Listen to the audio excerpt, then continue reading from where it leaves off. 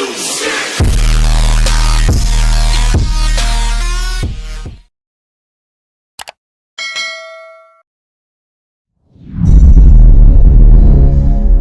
Utara putuskan hubungan diplomatik dengan Malaysia. Rusia tegangan tinggi dengan menarik duta besarnya dari Washington. Biden menyerang Putin dengan mengatakan Putin itu pembunuh. Timur Tengah sekarang memanas, mulai bedil-bedilan lagi. Ledakan bom di mana-mana di banyak negara. Lalu tim Detasmen Khusus atau Densus 88 Polri menjemput 26 terduga teroris yang berafiliasi dengan ISIS di Makassar dan Gorontalo beberapa minggu lalu. Para terduga teroris ini diketahui berasal dari kelompok bernama Ihwal Pakwato yang bekerja sama dengan Jamaah Ansarud Daulah atau JAD. Ternyata tetap aja ada bom gereja di Makassar, tetap kecolongan. Kemudian juga ada ledakan besar di kilang Balongan, mirip kilang minyak Aramco yang di drone. Ada apa sih sebenarnya yang terjadi? Sebentar, kita nggak mau komen dulu ke sana detailnya. Sabar ya, sebenarnya kita udah tahu, tapi sabar ya, itu kita skip dulu. Baiklah, kita tambah lagi fakta yang lain. Covid di Tiongkok terpaparnya turun drastis. Covid di Amerika dalam 2 bulan ini terpaparnya juga turun drastis. Namun di Arab Saudi masih ketat membatasi penerbangan internasionalnya.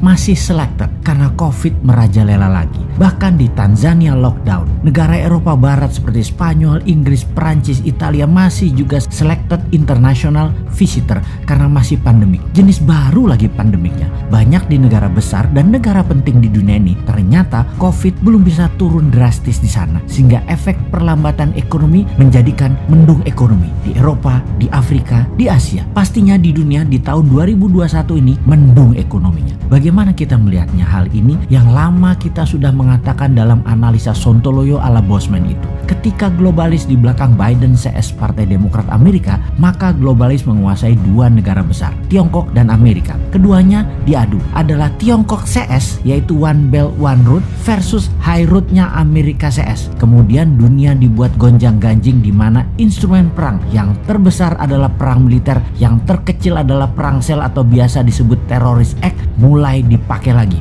Mulai terjadi semua kan saat ini. Dunia ini semua sedang berperang melawan virus sebenarnya. Dunia sedang berperang aslinya tuh melawan siapa? Melawan globalis karena emang dimainkan oleh globalis. Alatnya mereka yaitu 2 negara besar tadi, Amerika dan Tiongkok. Kemudian perang militer dan berbagai penyakit disebabkan oleh virus seperti Ebola, Cikunya, dan Corona. Disinilah cara bernegara Indonesia ditantang ke limit, ke batas kemampuan maksimum pemimpinnya, ke batas kemampuan maksimum politikusnya, dan ke batas kemampuan pejabatnya. Jadi apa yang terjadi di Indonesia saat ini seharusnya yang harus dilakukan? Kita tahu bahwa bentuk negara Indonesia bukan lagi seperti apa yang founding father Indonesia ini dibuat di awal pada saat Indonesia menyatakan dirinya menjadi negara. Indonesia ini bangsanya jadi dulu yaitu di tahun 1928. Baru negaranya lahir Indonesia itu yaitu di tahun 1945. Bergesernya bernegara saat ini karena kekuatan parlemen yang menguat ditambah kekuatan partai yang mencengkram dunia perpolitikan di Indonesia.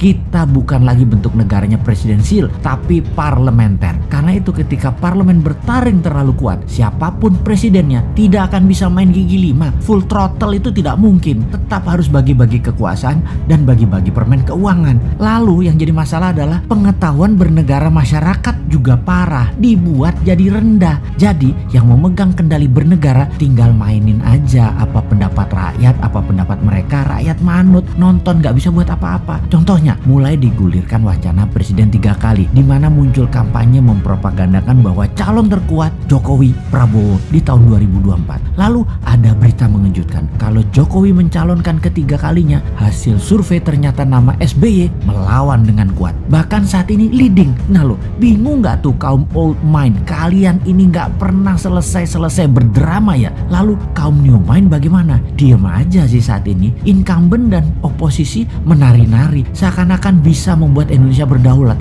Ternyata sulit juga ya. Banyak orang yang gak tahu kalau saat ini Indonesia dipengaruhi Tiongkok dan IMF secara absolut. Banyak yang gak sadar dan banyak yang gak tahu. Paling banyak adalah yang gak peduli. Begini deh, kan 3 kali presiden menjabat masih wacana. Bagaimana kalau kita tambahkan wacana lagi, yang lain lagi? Ini kalau old mind punya nyali dan old mind punya kesadaran bernegara, yaitu cinta rakyat. Saat ini old mind berkuasa 100% di parlemen dan di pemerintahan. New mind di pinggiran, tak bertaring, tak berkuasa. Namun demi bangsa dan negara, beranikah sistem bernegara kita Indonesia tercinta ini untuk pilpres nanti lepas threshold 20% suara parlemen untuk calon presiden bisa dicalonkan. Suara 5% saja dan boleh mengajukan sepasang. Jadi banyak partai tidak harus berkoalisi. Terbukti 4 kali pilpres gabungan partai-partai calon presiden dan wakilnya tidak pernah terlalu cantik pasangan keduanya setelah menjabat. Jadi bagaikan pasangan nikah tanpa cinta. Ya sudah,